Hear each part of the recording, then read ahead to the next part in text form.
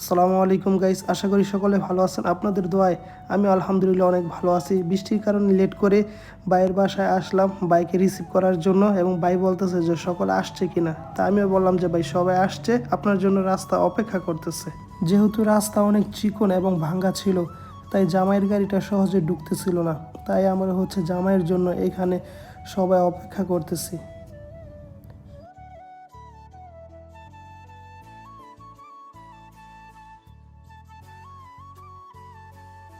বিয়ের নিয়ম অনুযায়ী জামাইকে রিসিভ করতে আসে নানি শাশুড়ি, আর এই দিকে টিকটিকি ডিমের মতো মিষ্টি হলুদ গুলানো শরবত নিয়ে মোটা অঙ্কের চাঁদা দাবি করতে হাজির হয় জামাই শালিরা।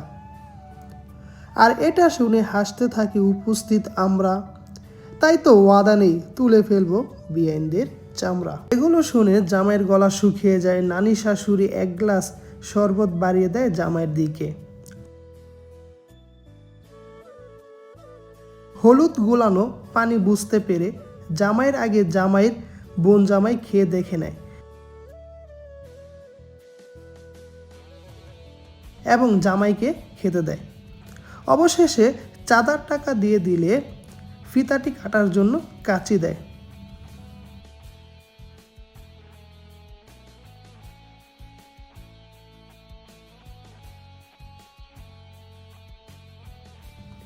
গেট দিয়ে ঢুকার সময় দেখি ওমা, একই বাই ওয়ান গেট ওয়ান, একটি জামাই সাথে আরেকটি জামাই ফ্রি।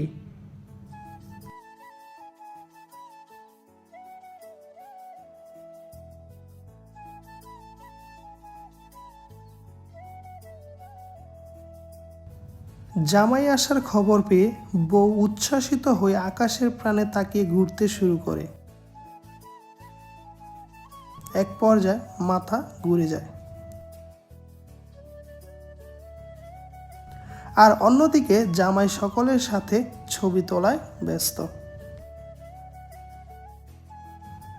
বিয়ের কাজ সম্পূর্ণ হলে মেয়ে বিদায় দেওয়ার সময় কান্নায় ভেঙে পড়ে।